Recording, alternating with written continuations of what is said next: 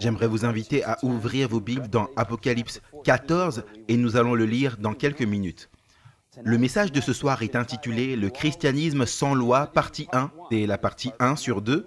Demain, nous allons faire le même sujet comme la suite, mais j'aimerais dire dès le début que christianisme sans loi, partie 1, va être un enseignement de la parole de Dieu qui va nous mettre au défi. Alors que nos premières rencontres étaient des vérités assez faciles à accepter, la Bible est la parole inspirée de Dieu et elle nous donne de l'espoir, de l'avènement futur de notre Seigneur Jésus, que nous allons revêtir l'immortalité et que sa crucifixion, son sacrifice à la croix est pour notre salut et que oui, je reçois Jésus comme mon sauveur.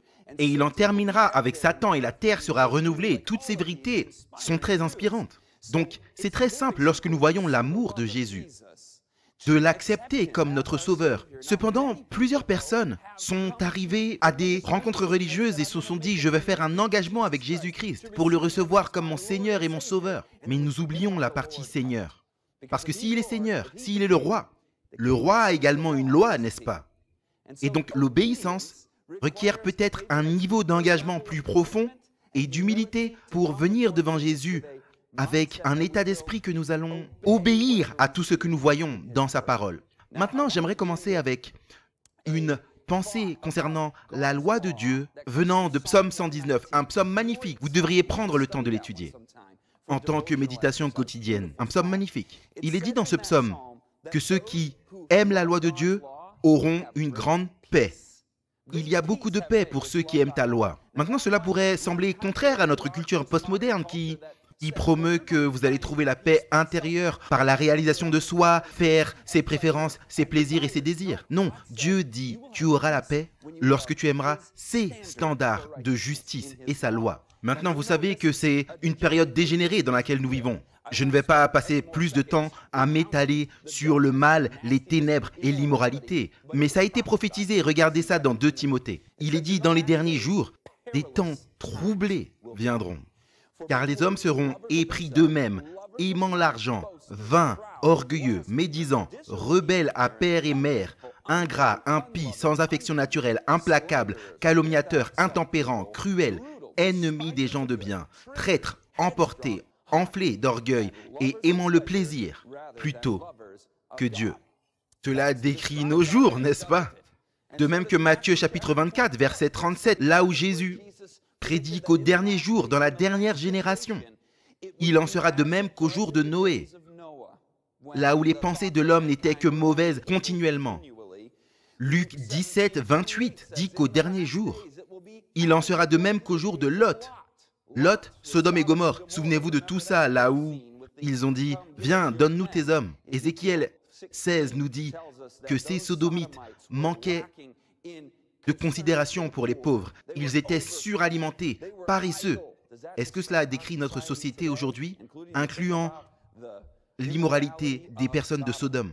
Si on peut résumer, l'immoralité des derniers jours est simplement ceci à partir de Matthieu. Parce que le fait d'être sans loi abondera, Jésus dit. L'amour de beaucoup se refroidira. Donc vous avez le fait d'être sans loi et l'amour qui se refroidit. Avez-vous vu comment ces deux vont main dans la main?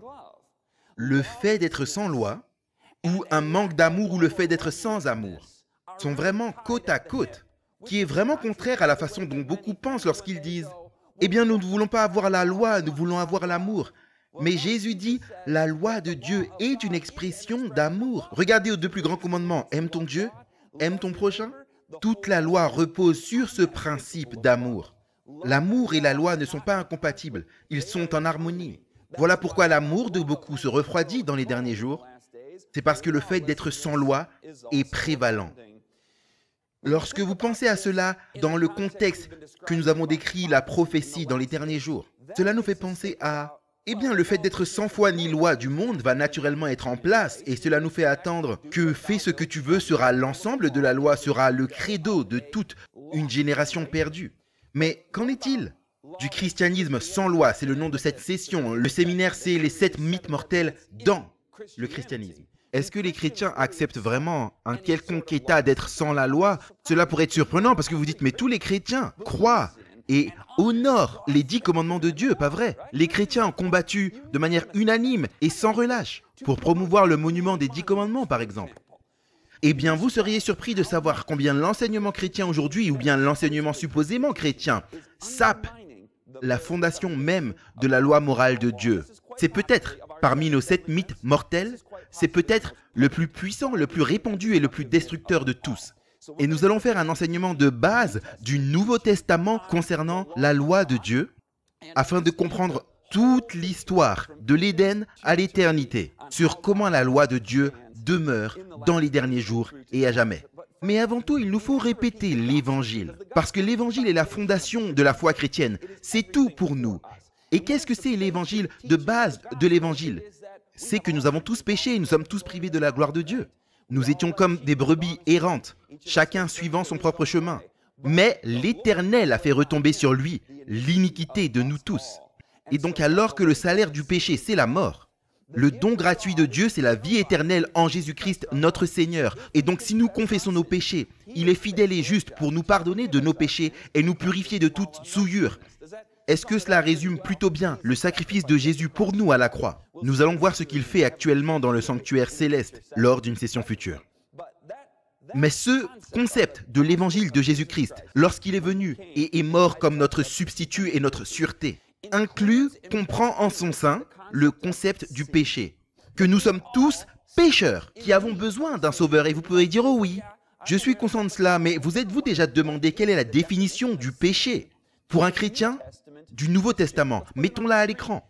Le péché, c'est la transgression de la loi. C'est un texte à mémoriser, à se souvenir, parce que je vais vous le demander à nouveau. Il est fondamental pour notre compréhension de l'Évangile et pour notre compréhension de la loi de Dieu. C'est quoi la définition du péché? C'est transgresser la loi de Dieu. Enfreindre, violer, transgresser la loi de Dieu. En fait, Paul dit, la loi définit ce qu'est le péché. En Romains 3, 20, car par la loi vient la connaissance du péché. Donc ce sont 2 textes du Nouveau Testament qui nous disent que la définition même du péché, c'est transgresser la loi de Dieu.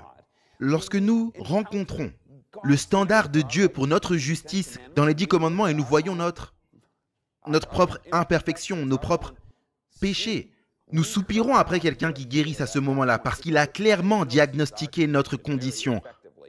Car par la loi vient la connaissance du péché. Jésus a dit, je vous pardonnerai et vous purifierai. C'est la bonne nouvelle de l'Évangile. Il a dit, je vais vous donner un nouveau cœur et un bon esprit. J'ôterai votre cœur de pierre et vous donnerai un cœur de chair. Ce n'est plus moi qui vis maintenant, c'est Christ qui vit en moi. Les choses anciennes sont passées, voici toutes choses sont devenues nouvelles. C'est la promesse de l'Évangile, que nous serons pardonnés et purifiés de toute injustice. Maintenant, alors que nous cheminons dans cette promesse de nouvelle vie, nous pouvons adhérer à de nouvelles promesses de l'Alliance. Écoutez ça, du psaume 40. Je me réjouis de faire ta volonté, ô Seigneur mon Dieu, et ta loi est dans mon cœur. Comment David est-il arrivé à un point où il prend du plaisir à faire la volonté de Dieu? Il a péché terriblement. Il a dû confesser ses péchés et se repentir de ses péchés. Mais il est arrivé au point où il a compris que vivre en transgression de la loi de Dieu ne rend pas ta vie meilleure. Cela apporte la misère des relations brisées, de la culpabilité, de la honte, du remords et des choses destructrices. Lorsqu'il a eu la loi de Dieu écrite dans son cœur, il a pu prendre du plaisir dans l'obéissance à Dieu. Maintenant, comment cela est-il une nouvelle promesse de l'Alliance? J'ai mis l'emphase là-dessus il y a un instant. N'avez-vous jamais lu dans Hébreux 8? Cela fait écho à ce que David dit dans Psaume 40, que la loi a été écrite dans son cœur. Ça, ce n'est pas que dans l'Ancien Testament et les psaumes. Dans Hébreux 8, versets 8 à 10, il est écrit « Dieu dit, je vais établir une nouvelle alliance avec mon peuple. Et voici ce qu'il définit comme une nouvelle alliance. Je mettrai mes lois dans leur esprit et les écrirai sur leur cœur. Et je serai leur Dieu, et ils seront mon peuple. » Donc est-ce que les 10 commandements sont effacés dans la nouvelle alliance? Et vous dites, Scott, mais c'est manifeste, nous croyons tous aux commandements, mais vous seriez surpris. Particulièrement alors que nous avançons dans ce message et voyons pourquoi certains veulent dégrader cette fondation écrite dans la pierre. Mais il est dit la définition même de la nouvelle alliance. C'est la loi de Dieu, qui est écrite dans nos cœurs et dans notre esprit. Et quelle est la définition du Nouveau Testament, encore une fois? C'est la transgression de cette loi. Donc voilà pourquoi j'ai dit nous faisons un enseignement du Nouveau Testament de base sur la loi de Dieu. L'Ancien Testament est tout aussi inspiré. Mais nous pouvons voir que cela se perpétue dans nos jours en tant que chrétiens du Nouveau Testament. Parce que c'est ça l'amour de Dieu, que nous gardions ses commandements. Et ces commandements ne sont pas difficiles, nous dit Jean. Jésus a dit, « Mon joug est facile et mon fardeau est léger. Venez à moi, vous qui êtes fatigués et chargés, et je vous donnerai du repos. » Ce n'est pas difficile, ce n'est pas une chose pénible de dire, quel est le standard moral de Dieu dans les 10 commandements? Je veux lui montrer mon amour. Il est dit, c'est ça l'amour de Dieu, que nous gardions ses commandements. Et si vous m'aimez, gardez mes commandements, dit Jésus dans Jean 14, verset 15. Ainsi donc, l'obéissance à Dieu passe de la corvée et de l'obligation à quelque chose de simplement inévitable. Je l'aime et je veux lui plaire. Ça passe de quelque chose qui est lourd à quelque chose qui est un plaisir à faire la volonté de Dieu, ô mon Seigneur. Car ta loi est dans mon cœur. Mais pour ceux chez qui l'ego est enflé et qui se disent « je ne veux pas faire les choses comme Dieu le dit, je veux les faire selon mes propres préférences et opinions », Jean a quelques fortes recommandations pour nous. Celui qui dit « je le connais », mais ne garde pas ses commandements, est un menteur, et la vérité n'est pas en lui. C'est un remède très puissant dont nous avons besoin à certains moments. Si nous regimbons contre les aiguillons et disons « je n'ai pas besoin de cette autorité dans ma vie », Dieu est notre autorité.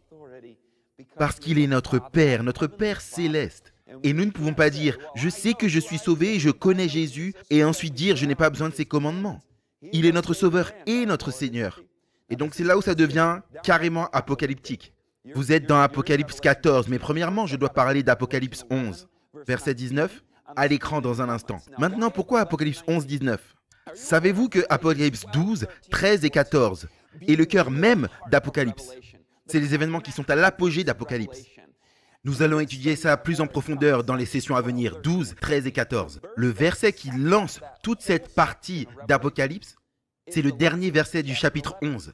Et voici ce qu'il dit. « J'envoie au ciel, dans le temple de Dieu qui était ouvert dans le ciel, et l'arche de l'alliance était visible dans son temple. » Qu'est-ce qui était visible dans le temple? L'arche de son alliance. Et il y eut des éclairs, des voix et des tonnerres, un tremblement de terre et une grosse grêle. Mes amis, qu'est-ce qui est dans l'arche de l'alliance? Les 10 commandements de Dieu.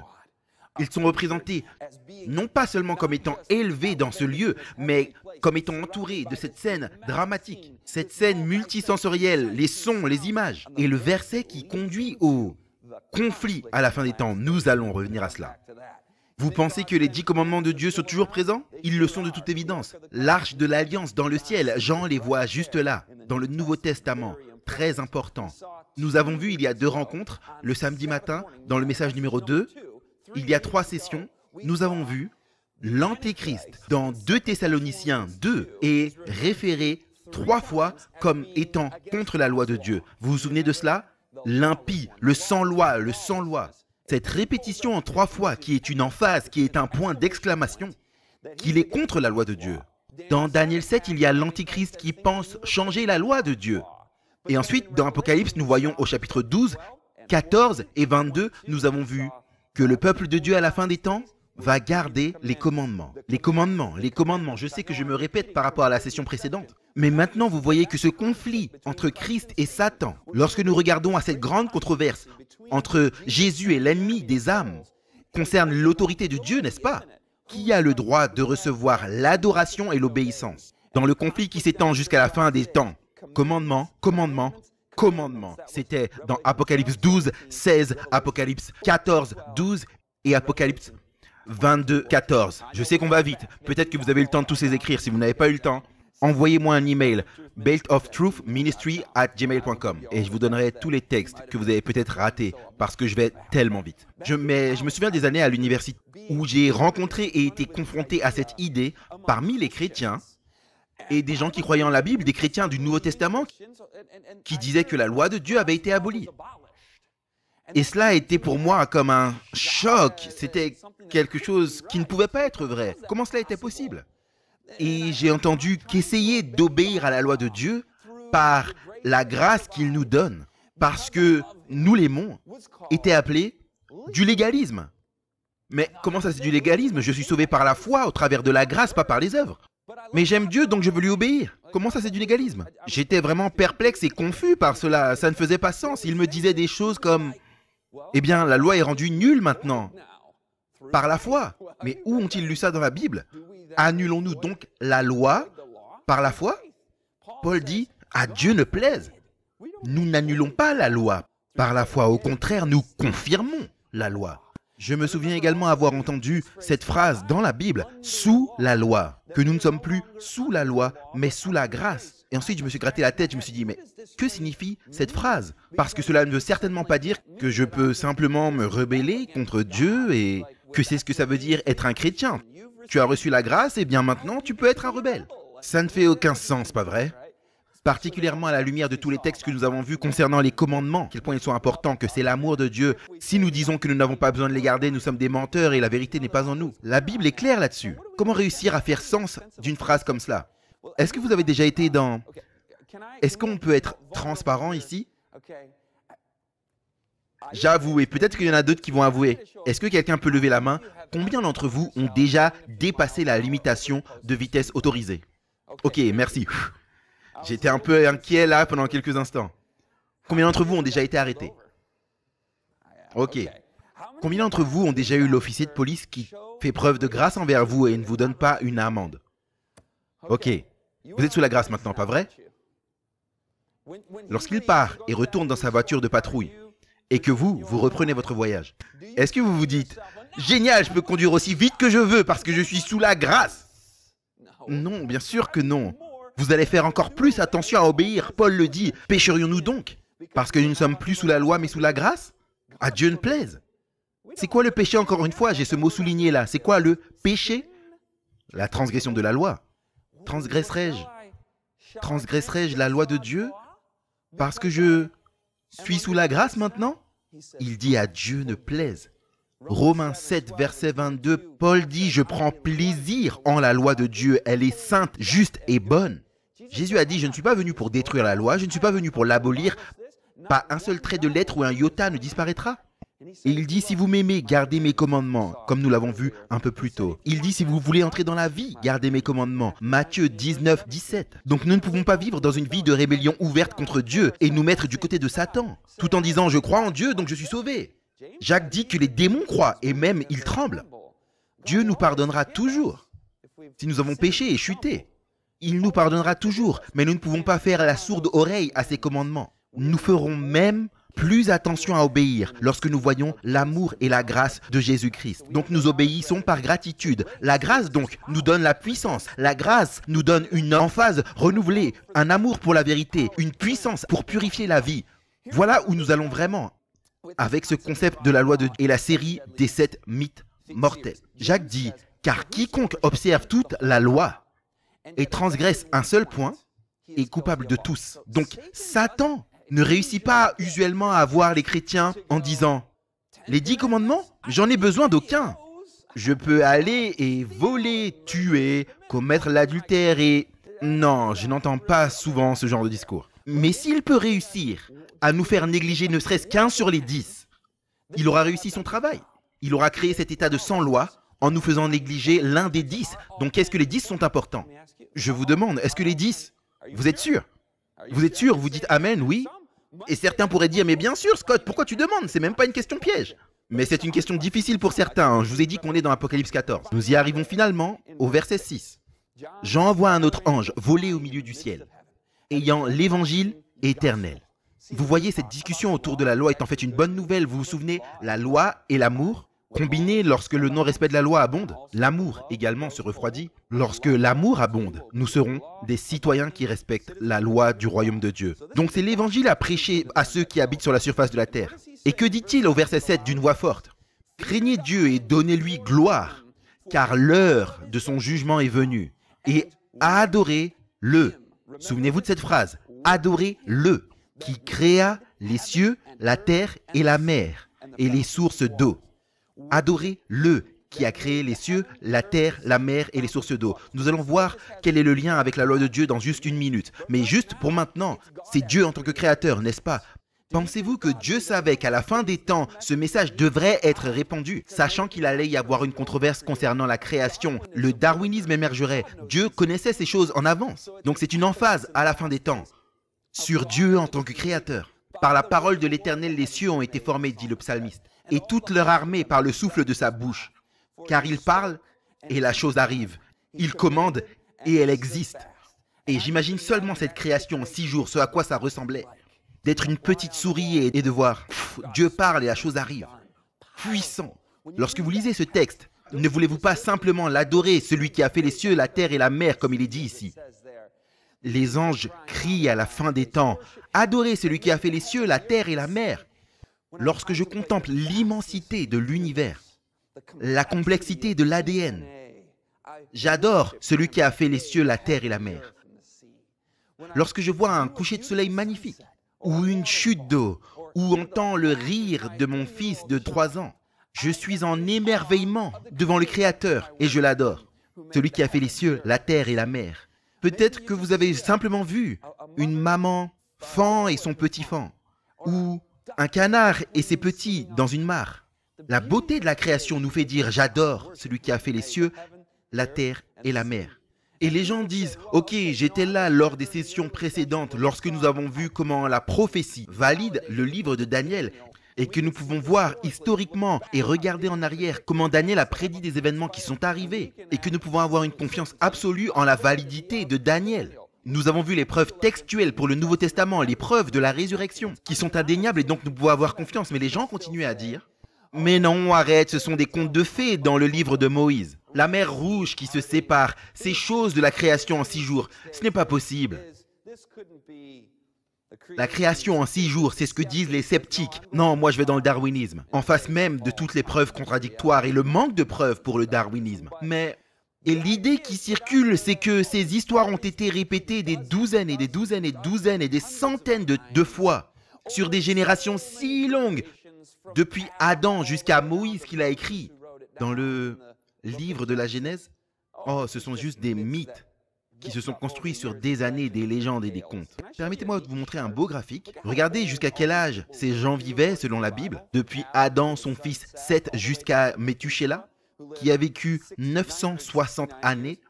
Regardez les flèches bleues. Adam était en vie en même temps que Méthusélah. Il pouvait raconter l'histoire de la création à Méthusélah. Méthusélah pouvait la raconter à Sem. Sem pouvait la raconter à Abraham. Donc en seulement 3 partages de l'histoire de la création, vous avez les patriarches. Et de là, il ne reste que 430 années en esclavage en Égypte. Et ensuite, c'est Moïse qui a écrit Genèse. Donc ça n'est pas la façon dont les sceptiques vont le présenter. Et si vous comprenez les cultures anciennes et les cultures orales où vous n'avez pas des compréhensions de littérature écrite de l'histoire, la transmission orale est impeccablement juste.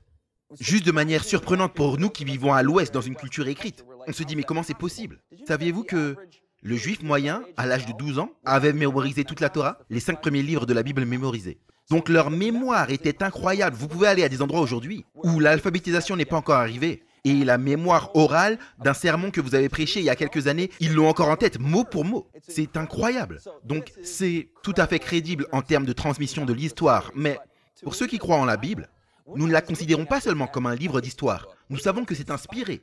Nous savons que Moïse était un prophète de Dieu, donc nous pouvons le prendre pour argent comptant. À ce niveau-là également, pouvez-vous aller dans Genèse 2 avec moi? Parce que Dieu était vraiment intéressé par la préservation du récit de la création. Et il y a un texte spécifique dans Genèse 2 qui, et c'est là où nous allons revenir au sujet de la loi de Dieu, montre Dieu comme créateur en instituant et en établissant la semaine de 7 jours, avec le pinacle de la semaine étant un mémorial de la création. Lisons-le dans Genèse 2, 1, 2, 3. C'est après la création. Ainsi, les cieux et la terre furent achevés, et toute leur armée. Et au 7e jour, Dieu acheva l'œuvre qu'il avait faite. Et il se reposa au 7e jour de toute l'œuvre qu'il avait faite. Et Dieu bénit le 7e jour et le sanctifia. Car en ce jour, il se reposa de toute l'œuvre qu'il avait créée et faite. Dieu établit la semaine de 7 jours en créant ce monde en 6 jours littéraux et en se reposant le 7e jour. De peur que nous oublions Dieu notre Créateur, comme beaucoup l'ont fait. Maintenant, dans ce récit de la Genèse, il est fait référence au sabbat. Le sabbat est le plus connu, non pas du texte de la Genèse que nous avons lu, mais du 4e commandement. C'est l'un des 10, n'est-ce pas? Lisons-le à l'écran d'Exode 20. Souviens-toi du jour du repos pour le sanctifier. Tu travailleras 6 jours et tu feras tout ton ouvrage. Mais le 7e jour, c'est le sabbat de l'Éternel ton Dieu. En ce jour, tu ne feras aucun ouvrage, ni toi, ni ton fils, ni ta fille, ni ton serviteur, ni ta servante, ni ton bétail, ni l'étranger qui est dans tes portes. Et voici la raison pourquoi Dieu nous demande de faire cela. Car en 6 jours, l'Éternel fit... Où avez-vous déjà entendu cette phrase auparavant? Fit les cieux, la terre et la mer? C'est une citation d'Apocalypse, n'est-ce pas? Et tout ce qui y habite, et se reposa le 7e jour. Ainsi, l'Éternel bénit le jour du sabbat et le sanctifia. Donc, Jean le visionnaire, dans Apocalypse 14, verset 7 que nous avons lu, il cite d'après le 4e commandement, « Créa les cieux, la terre et la mer ». Je me souviens un érudit biblique qui disait c'était la citation la plus longue de l'Ancien Testament de tout le livre de l'Apocalypse. Donc c'est un point catégorique. Il est le Créateur au dernier jour. Adorez-le. Et Jean cite le commandement au sujet du jour d'adoration, n'est-ce pas? Et pourquoi est-ce si important? Eh bien, Genèse 2 et Exode 20, vous voyez dans les deux, 3 choses sont référencées. Dieu se reposa ce jour-là, Dieu bénit ce jour-là, Dieu sanctifia ce jour-là, pour commémorer la création afin que nous adorions celui qui a fait les cieux, la terre et la mer. Dans Exode 20, il nous est dit de l'observer car Dieu créa en 6 jours, Dieu se reposa le 7e jour et Dieu bénit le jour, encore une fois, pour nous mettre en mémoire et dans notre routine hebdomadaire, l'adoration de Dieu le Créateur, afin que quiconque n'oublie qui il est. Parce que souvenez-vous, Satan essaye d'usurper le trône de Dieu, nous l'avons vu dans la rencontre numéro 2. Il dit, je serai en position de Dieu. Mais attends un instant, tu n'es pas le Créateur. Tu n'as aucun droit d'ordonner aux gens de t'obéir et de t'adorer. Seul Dieu est le Créateur. Il est dit dans Apocalypse 4, verset 11. Il est dit, pourquoi Dieu est digne? Tu es digne, ô Seigneur, de recevoir l'adoration parce que tu as créé toutes choses. Apocalypse 4, verset 11. Dieu est digne d'adoration parce qu'il a créé toutes choses. Donc la position de Satan est absolument frauduleuse. Dans tous les cas, le monde entier aujourd'hui observe une semaine de 7 jours. Avez-vous remarqué cela? Ne vous avez-vous jamais demandé pourquoi? D'où vient la semaine de 7 jours? Parce qu'on pourrait, au niveau séculier, expliquer l'année avec le soleil. On pourrait expliquer le mois avec la lune. Donc toutes les cultures humaines qui étaient isolées les unes des autres regardent à ces corps célestes et se disent soleil, lune et tout le monde finit avec une année et un mois. Mais certaines d'entre elles ont leur année un peu différente ou leur mois un peu différent, que vous preniez le mois de ce côté-ci et l'année de ce côté-là. Mais pourquoi tout le monde est particulièrement sur la même page concernant une semaine de 7 jours, là où il n'y a rien dans le ciel, qui nous parle d'un cycle de 7 jours? D'où est-ce que cela vient? Les cultures sont remarquablement consistantes dans l'observation d'une semaine de 7 jours. Eh bien, le 4e commandement nous dit pourquoi et comment. Il est dit, souviens-toi. Souviens-toi du jour du repos pour le sanctifier. L'humanité n'a pas oublié l'événement de la création. Les cultures l'ont reçu, même en passant par le paganisme, continuant la semaine de 7 jours. Les langages humains, même les plus anciens des langages humains, ont gardé une trace de la semaine de 7 jours et du sabbat comme le 7e jour, comme une capsule de temps datant de milliers d'années bien avant Moïse. Dans les langages anciens, le 7e jour, la plupart d'entre eux, c'est sabbat ou jour de repos, ou une variation de cela. Même aujourd'hui, en espagnol, c'est quoi le 7e jour de la semaine? Le samedi en espagnol, sábado. En russe, c'est subota, dans plus de 100 langues, incluant des langues anciennes prédatant Moïse. Vous avez sabbat comme le nom du 7e jour de la semaine. Il n'y a qu'une seule façon d'expliquer ça et de comprendre cela historiquement. Il n'y a aucune explication séculière à cela. La réponse est que Dieu créa le monde en 6 jours. Il se reposait le 7e jour et il a sanctifié ce jour en Éden. Donc le monde entier tire encore son chapeau au Créateur et à sa semaine de 7 jours et à son sabbat du 7e jour. Les athées, bien conscients de cela lors de la Révolution française et aussi dans la Russie communiste, ont fait l'expérience de différentes longueurs de semaines car ils se sont dit on ne peut pas avoir cette semaine de 7 jours ici. Car ils savaient d'où cela venait et ils essayaient d'imposer l'athéisme sur la société. Donc ils ont fait une semaine de 5 jours ou une semaine de 10 jours. Cela a toujours été désastreux lorsqu'ils ont essayé. Ils essayaient d'éviter la réalité et la pertinence biblique de la semaine de 7 jours. J'ai grandi en considérant le 7e jour de la semaine et l'observation du sabbat comme quelque chose de juif. Est-ce que quelqu'un a déjà pensé comme ça dans le passé? Ah, ça c'est ce que font les juifs parce qu'ils sont connus pour ça. Ils continuent à faire ça aujourd'hui. La plupart des chrétiens observe le premier jour de la semaine. Mais quand dans l'histoire de la planète, le sabbat a-t-il été institué? Nous l'avons lu dans Genèse 2. C'était quand? C'était à la semaine de la création.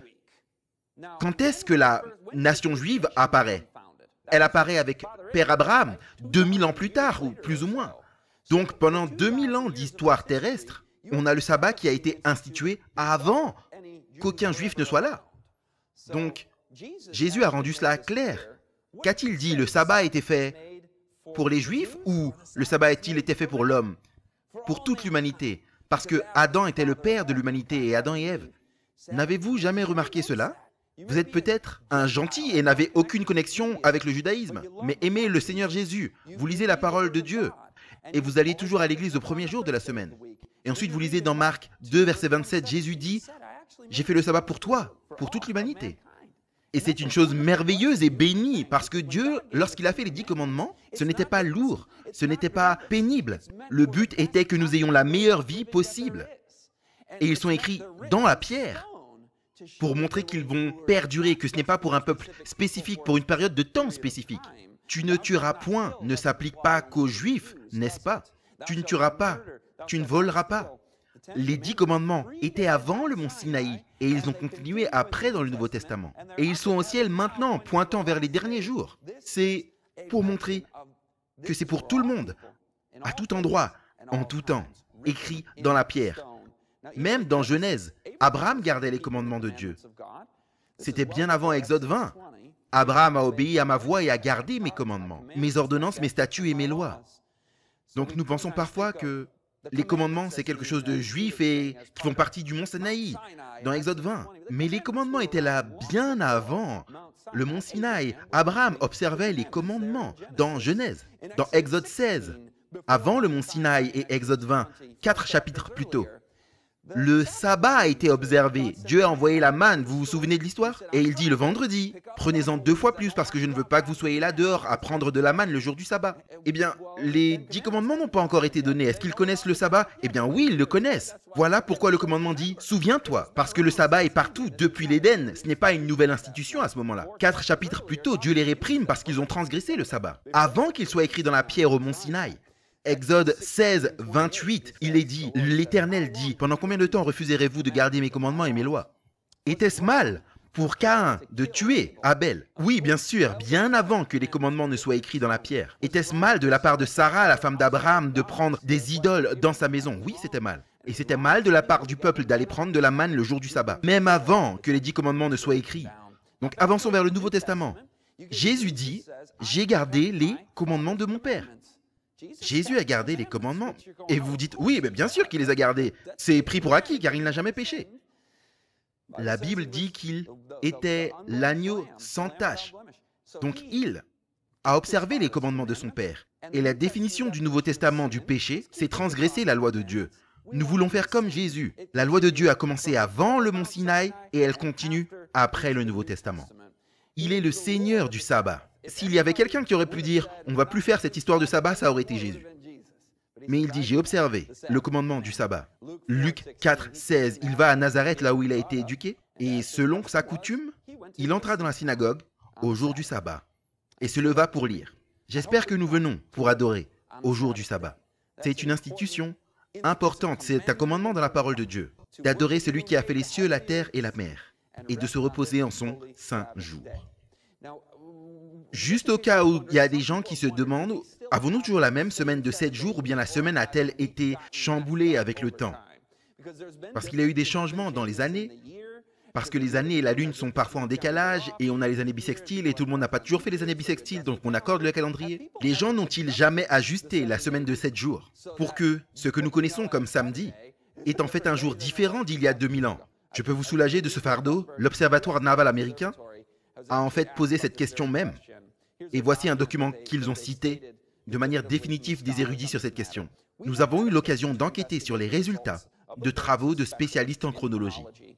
Et nous n'avons jamais trouvé ne cesse qu'un seul qui a le moindre doute sur la continuité du cycle hebdomadaire, depuis bien avant l'ère chrétienne. Donc, qu'importe ce que Jésus observait, il dit qu'il a observé le bon parce que c'était le commandement de son Père. Nous savons que ce n'a pas changé depuis les jours de Jésus et même avant, parce que Jésus aurait fait l'ajustement lui-même. Mais si vous voulez avoir l'assurance, si c'est toujours le cycle de 7 jours et que ça n'a pas été interrompu, chamboulé ou bougé, demandez simplement aux Juifs. Ils sont obsessivement méticuleux concernant leur sabbat. Et cela n'arrivera jamais que tous les Juifs du monde au même moment ratent le jour. Oups, nous avons raté le jour là. Non, c'est impossible. Allez avec moi dans Luc 23 et nous allons voir pour être sûr que nous avons le bon jour. Et lequel est lequel? Nous allons lire la fin du chapitre 23 et le début du chapitre 24. Et là, nous avons la crucifixion de Jésus. Et en fait, c'était quel jour qu'il a été crucifié? Quel jour de la semaine? C'était un vendredi. Les gens l'appellent le vendredi saint et c'était vraiment un bon vendredi pour la rédemption de l'humanité, car il a payé cette pénalité pour le péché de l'homme. Commençons au verset 52. Cet homme, Joseph d'Arimathée, le jour où Christ mourut sur la croix, alla vers Pilate et le supplia pour le corps de Jésus. Et l'ayant descendu de la croix, il l'enveloppa dans un linceul et le mit dans un sépulcre taillé dans le roc, où personne n'avait encore été mis. C'était le jour de... Comment est-il appelé là? Le jour de la préparation, ou certaines traductions, jour de préparation. Donc nous l'appelons vendredi en français. La tradition l'appelle le vendredi saint. La Bible l'appelle simplement le jour de la préparation. Ce n'est pas un péché de dire vendredi, soit dit en passant. Mais bibliquement, pourquoi serait-il nommé jour de la préparation? Préparation pourquoi? Continuons à lire. Il est dit, ce jour était le jour de la préparation et le sabbat allait commencer. Donc vous voulez être prêt pour le jour du repos, ainsi vous n'allez pas être pris de court et dire « Ah non, j'ai oublié ceci, donc maintenant je dois faire des choses que je ne dois pas faire le jour du sabbat. » Le jour de la préparation était un jour important de la semaine, le 6e jour de la semaine. Le sabbat allait commencer, donc on était sur le point d'arriver au sabbat. Soit dit en passant, on allait être le coucher du soleil. En fait, nous allons parler plus en détail de cela demain. Et les femmes qui étaient venues de Galilée avec Jésus, ayant suivi Joseph, remarquèrent le sépulcre et comment le corps de Jésus y fut placé. Verset 56, les femmes retournèrent et préparèrent des aromates et des parfums. Donc c'est encore le jour de la préparation, elles préparent des aromates et des parfums. Et le reste du verset, ça change maintenant vers le jour suivant. Et elles se reposèrent le jour du sabbat selon le commandement. Donc très simple ici, c'est vendredi, Jésus meurt. Le corps est descendu, mis au tombeau. Au jour de la préparation, les femmes préparaient les aromates. Et ensuite, le sabbat qui s'approchait est là maintenant. Et les femmes se reposèrent au jour du sabbat selon le commandement. Maintenant, au premier jour de la semaine, je suis au début du chapitre 24. Maintenant, c'est le premier jour de la semaine. Donc, c'était quoi le jour avant le premier jour de la semaine? Il est appelé le jour du sabbat selon le commandement. Le jour avant le premier jour de la semaine est appelé le jour du sabbat selon le commandement. Maintenant, au premier jour de la semaine, très tôt le matin, elles vinrent au sépulcre, la tombe, et amenèrent les arômes qu'elles avaient préparés. Donc elles reprennent leur travail, n'est-ce pas? Et c'est quel jour de la semaine? Le premier jour de la semaine, elles se remirent au travail. Donc le jour de la préparation, puis le jour du sabbat selon le commandement, et finalement le premier jour de la semaine. Donc nous avons cette chronologie, cet ordre. Le vendredi saint, ensuite le sabbat selon le commandement, puis le matin de la résurrection, le premier jour de la semaine. C'est une chronologie belle et magnifique. C'est presque criminel d'étudier ce texte pour s'assurer que nous avons le bon jour, alors qu'ici nous avons la crucifixion, la résurrection, les plus grandes, les plus importantes vérités. Il nous faut nous arrêter là pour quelques instants, car ces femmes, elles ont trouvé que la pierre du sépulcre avait été roulée. Elles sont entrées et n'ont pas trouvé le corps du Seigneur Jésus. Quel jour Jésus est-il ressuscité? Le premier jour de la semaine, le jour avant cela, le jour du sabbat?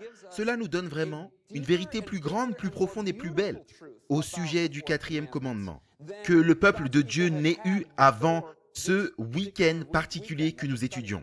Parce que vous savez que Dieu a mis un terme à son œuvre au 6e jour en Éden et qu'il se reposait au 7e jour, pas vrai? Eh bien, a-t-il mis un terme à une autre œuvre au 6e jour de cette semaine-là? Oh oui, c'est quelque chose d'énorme, la rédemption. Les deux grands actes de l'histoire de l'univers, la création et la rédemption, les deux furent terminés au 6e jour et Dieu se reposa des deux au 7e jour. Il se reposa en Éden, il se reposa dans la tombe, endormi dans la tombe. Waouh! C'est quelque chose de puissant. Et la Bible dit également que le sabbat représente la rédemption. Pas seulement un mémorial de la création, regardez à ce texte. De plus, je leur ai donné mes sabbats pour qu'ils soient un signe entre eux et moi, afin qu'ils sachent que je suis l'Éternel qui, quoi? Les sanctifie. Le sabbat, même avant, dans Ézéchiel, dans l'Ancien Testament, le sabbat est un signe du salut et un symbole de Dieu en tant que créateur. Ce qui fait sens parce que les deux sont connectés, n'est-ce pas? Le seul qui peut créer en moi un cœur pur, c'est celui qui a créé le monde. Le seul qui peut recréer, c'est celui qui a créé.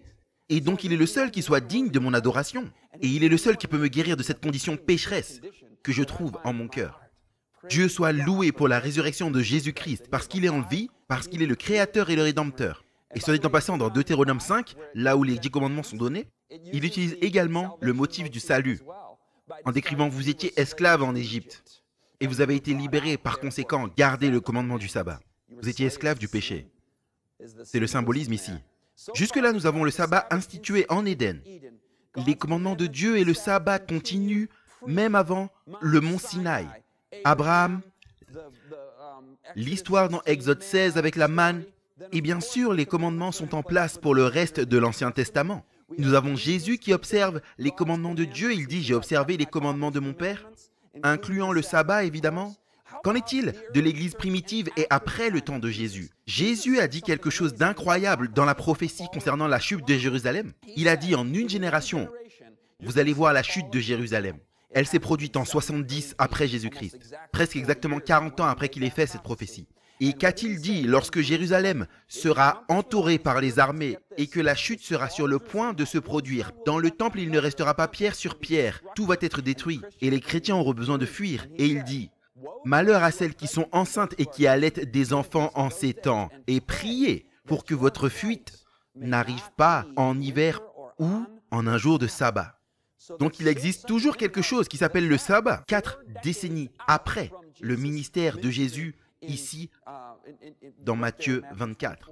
Et donc il dit, lorsque cela arrivera, dans une génération à partir de maintenant, l'Église primitive, le temps chrétien, après que Jésus soit monté dans le ciel, les chrétiens continuaient à l'appeler le sabbat, le 7e jour. Et vous ne voulez pas non plus fuir pendant ce jour, parce que vous allez l'observer comme Paul l'a fait. Regardez dans Actes 17, verset 2. Paul, selon sa coutume, alla vers eux et pendant 3 sabbats, raisonna avec eux depuis les Écritures. Et les gens disent, ah, il allait juste pendant le sabbat parce qu'il évangélisait les Juifs. Eh bien, regardez ça dans Acte 13. Et donc, lorsque les Juifs quittèrent la synagogue, les gentils supplièrent que ces paroles leur soient prêchées le sabbat suivant. Le sabbat suivant, presque toute la ville s'assemblèrent pour écouter la parole de Dieu. Donc, est-ce qu'ici, on dirait qu'il n'allait que pour évangéliser les Juifs? Non, les gentils et presque toute la ville de Pisidie à Antioche est sortie pour entendre Paul prêcher l'évangile au jour du sabbat.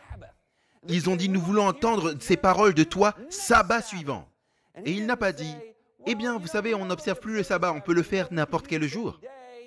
Et il n'a pas dit, vous savez, on va avoir un nouveau sabbat, venez demain, pourquoi attendre la semaine prochaine? Non, c'était le sabbat suivant, parce que le sabbat était toujours important. Et nous pouvons évangéliser n'importe quel jour, bien sûr. Et quand il n'y avait pas de synagogue juive, Paul continuait d'observer le sabbat dans Acte 16. Au jour du sabbat, nous sommes sortis de la ville vers la rivière, où l'on avait coutume de faire la prière. Et nous nous sommes assis et parlèrent aux femmes qui se rencontraient là. Donc ils avaient toujours une assemblée d'adoration, même là où il n'y avait pas de synagogue ou de lieu de culte. Maintenant, vous pourriez dire, ok Scott, je vois que la loi, bien sûr, n'est jamais abolie. Je vois que le sabbat continue au travers du Nouveau Testament. Il y a une emphase dessus à la fin des temps, comme dit dans Apocalypse 14, précédant la seconde venue de Christ. Donc, la loi de Dieu est toujours en place. Mais suis-je supposé, tu sais, apporter une offrande de farine au prêtre? Suis-je supposé prendre le meilleur agneau de mon troupeau et l'amener lorsque j'ai péché et aller vers le temple? C'est où le temple? Je n'ai pas de temple. Dois-je aller à Jérusalem pour la fête des tabernacles et la fête des pains sans levain? Dois-je observer les jours de repos ou les différents sabbats qui étaient compris dans ces jours de fête des Juifs? Devrions-nous observer ces sabbats également? Vous savez, il y a une distinction très saine faite dans la parole de Dieu entre les 10 commandements et les lois cérémonielles que vous trouvez dans les livres de Moïse. Les 10 commandements ont été écrits par le doigt de Dieu. Les lois cérémonielles écrites par Moïse. Les 10 commandements ont été écrits sur des tables de pierre pour montrer qu'ils perdurent. La loi cérémonielle écrite à la main sur un rouleau. Les 10 commandements dans l'arche de l'Alliance. La loi cérémonielle a été placée à côté de l'arche de l'Alliance. Donc, qui a fait cette distinction? Est-ce Dieu ou l'homme qui a fait cette distinction? Dieu a fait cette distinction. Il a dit, je vais tailler ces pierres. Nous les écrivons dans la pierre. Nous les mettons dans l'arche de l'Alliance. Et ils vont être écrits dans vos cœurs lors de la nouvelle Alliance. Et ils avaient déjà cette capacité, comme on l'a vu chez David. 10 lois spéciales. qui sont applicables à toute personne en tout temps dans toutes les sociétés. Paul dit que ces lois cérémonielles, vous n'avez pas à vous en inquiéter en tant que chrétien gentil. Et c'est Colossiens 2, un texte très important que nous allons étudier pendant quelques minutes. Il a effacé l'écriture manuscrite des ordonnances qui s'élevaient contre nous, qui nous étaient contraires. Lui, Jésus, il l'a ôté en la clouant à la croix. Nous allons revenir dans cette partie du milieu dans quelques minutes. Il dit ces choses sont l'ombre des choses à venir, mais le corps est en Christ. Donc l'écriture manuscrite des ordonnances, qui nous était contraire, qui était contre nous, a été clouée à la croix parce que c'était simplement une ombre des choses à venir. Mais la réalité où le corps est en Christ. C'est quoi une ombre? C'est quelque chose qui préfigure. C'est un symbole qui pointe vers la réalité. L'agneau de Dieu, immolé depuis la fondation du monde, a été symbolisé par l'agneau sacrifié, l'agneau pascal. Paul dit Christ est notre Pâque. Il est la réalité qui accomplit le symbole. Et lorsque vous avez la réalité, vous n'avez plus besoin vraiment du symbole. C'est comme ces choses sont juste une ombre des choses à venir. Jésus les a ôtées. Voilà pourquoi nous ne faisons plus de sacrifice d'agneau. Le voile s'est déchiré du haut vers le bas. J'utilise l'analogie telle que j'ai voyagé pour le ministère pendant plusieurs années et souvent ma famille me manque et donc je fais défiler quelques photos d'eux et je regarde des images de ma famille. C'est une ombre pointant vers la réalité. C'est un symbole, ce n'est pas la vraie chose. Maintenant, laissez-moi vous poser une question. Lorsque je suis dans l'allée, lorsque je rentre à la maison de mes conférences, et mes enfants ne savent pas encore que je suis là, mais dès que je vais ouvrir la porte, ils vont venir et se jeter sur moi. Et ça va être le meilleur moment de l'existence humaine d'avoir ces enfants qui sont sur mes genoux. Et j'exagère à peine. Et est-ce que je vais passer le reste de la journée dans ma voiture à regarder des photos de mes enfants? Non! C'était juste l'ombre, je veux la vraie chose maintenant, je veux la vraie chose.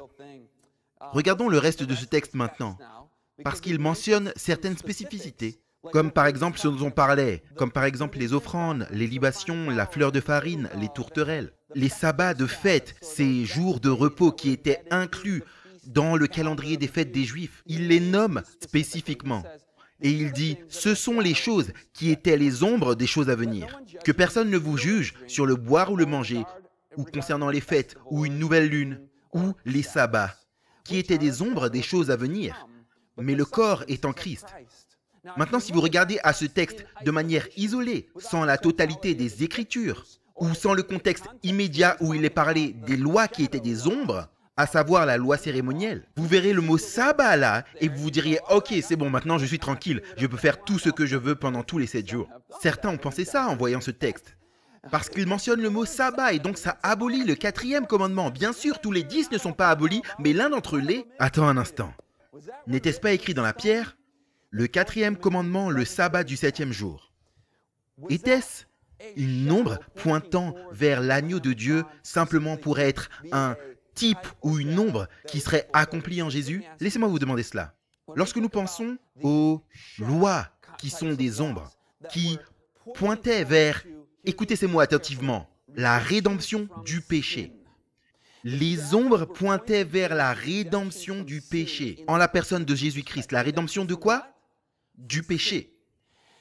Les jours du sabbat qui étaient compris, les jours de repos dans Lévitique 23, les Juifs jusqu'à aujourd'hui parlent de 13 sabbats spéciaux qu'ils ont pendant l'année et ils tombent un jeudi ou un mardi ou un lundi ou un dimanche ou qu'importe le jour parce que ce sont des jours annuels par rapport à un jour spécifique du mois. Ces 13 sabbats spéciaux, quand ont-ils été institués? Avant ou après le péché? Ils ont été institués après le péché, n'est-ce pas?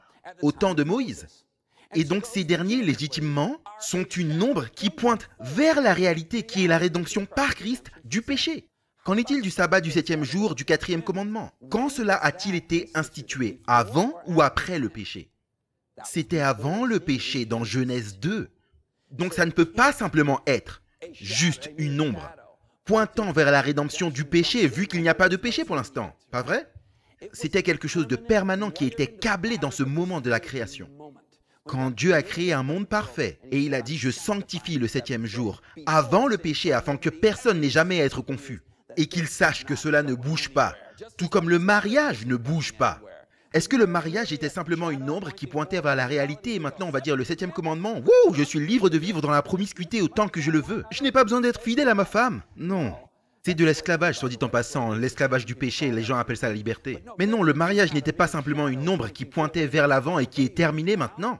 Le mariage et le 7e commandement sont tout autant inclus dans la formation de la loi de Dieu et ont pour but d'avoir une vie pieuse que le 4e commandement et le sabbat institué en Éden. Nous savons qu'il ne fait pas référence au sabbat du 7e jour dans ce texte, parce que le sabbat du 7e jour n'était pas dans l'écriture manuscrite des ordonnances. Il a été écrit par le doigt de Dieu dans la pierre. Il parle des libations et des sacrifices. C'est la loi cérémonielle dans ce contexte, pas le code moral des 10 commandements. Et le sabbat du 7e jour ne nous a jamais été contraire.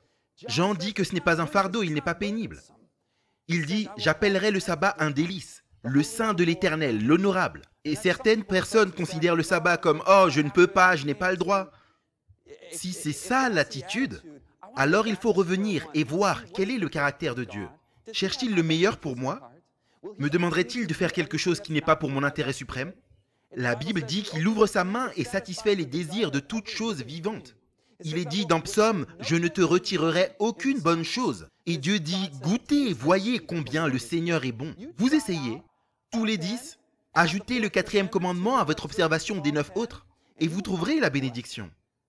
Il a béni le jour du sabbat, il l'a sanctifié. Et donc Paul, souvent, a confronté l'idée que les chrétiens du Nouveau Testament ne devraient pas faire ceci, ceci et cela, parce qu'il y a certaines choses qui sont mauvaises pour eux. Va-t-on les faire faire des sacrifices d'agneaux alors que le voile a été déchiré? Non, non, non. On a fini avec ça, plus de sacrifices d'animaux. Pas besoin de forcer les gentils à venir à Jérusalem pour les jours de fête. Nous ne regardons plus la photo, nous avons la réalité devant nous, le vrai agneau de Dieu. Et il y a quelque chose qui a été également terminé. Pour les gentils, la circoncision. Il dit nous n'allons pas demander à des hommes adultes qui viennent à la foi en Jésus-Christ, qui étaient des païens, de passer par cette procédure. Ce n'est pas nécessaire. Savez-vous que cela a créé beaucoup de problèmes parmi les chrétiens juifs? Et Paul les appelle des chiens. Peut-être qu'on ne devrait pas les appeler des chrétiens juifs. Mais il dit, ce sont des mutilateurs de la chair et le groupe de la circoncision. D'énormes controverses. Pensez au fait que si les juifs chrétiens étaient autant en colère par rapport à la circoncision qui était terminée, certains d'entre eux, les judaïsants, ô combien ils auraient été fâchés si Paul avait dit « Le sabbat du 7e jour, le 4e commandement, c'est terminé. On prend un ciseau et on coupe l'un des 10 commandements. » Les gens auraient été livides. Vous ne liriez rien d'autre dans le Nouveau Testament que des choses par rapport à cela. Ça aurait été une énorme controverse. Mais il n'y a pas un mot, parce qu'il n'y a eu aucun changement, n'est-ce pas? Je loue Dieu qu'il n'y ait eu aucun changement, parce que lorsque nous venons à Jésus, en lui faisant confiance, lorsque nous voyons dans Ésaïe 66 que dans les nouveaux cieux et la nouvelle terre, le sabbat sera toujours là. Vous pouvez le regarder vous-même, parce que nous n'avons plus de temps. Ésaïe 66, 23. Dieu dit, dans les nouveaux cieux, dans la nouvelle terre, nous viendrons l'adorer. Il n'a jamais mis de côté la bénédiction qui était pour nous. Un soulagement dans notre vie stressée où nous nous connectons les uns aux autres. L'adorons, apprenons de lui, nous connectons avec lui. Restaurons notre relation avec lui et avec les autres. Et j'ai besoin que Dieu requiert que je fasse cela. Autrement, je serai occupé à faire mes propres affaires. C'est un message de l'évangile de cet ange. Il dit, j'ai des bonnes nouvelles pour vous. Souvenez-vous et adorez celui qui a fait la terre, la mer et les cieux. Il est une voix qui semble juste à l'homme. Oh, mais c'est quoi le problème? Je ne comprends pas, c'est juste un jour. On va parler de ça demain. Mais la fin de ce chemin, c'est la mort. Il est une voix qui semble droite à l'homme et qui finit par la mort. Dieu n'a jamais dit, choisis ton propre jour, fais comme tu veux, fais ton propre truc. Il dit, j'ai une loi. Et si tu prends plaisir dans cette loi parce que tu m'aimes, tu trouveras une grande paix. Voulez-vous cette paix ce soir? C'est une acceptation de l'autorité de Dieu. Lorsque vous priez cette prière avec moi, c'est oui, je veux obéir. Cher Jésus, nous voulons dire que nous t'aimons et par conséquent, nous allons observer ton saint jour du sabbat. Nous savons que tes commandements ne sont pas pénibles. Nous voulons prendre plaisir en ce jour et te connaître parce que nous marchons avec toi. Pas pour gagner ton amour, mais parce que tu nous as aimés le premier. Au nom de Jésus. Amen.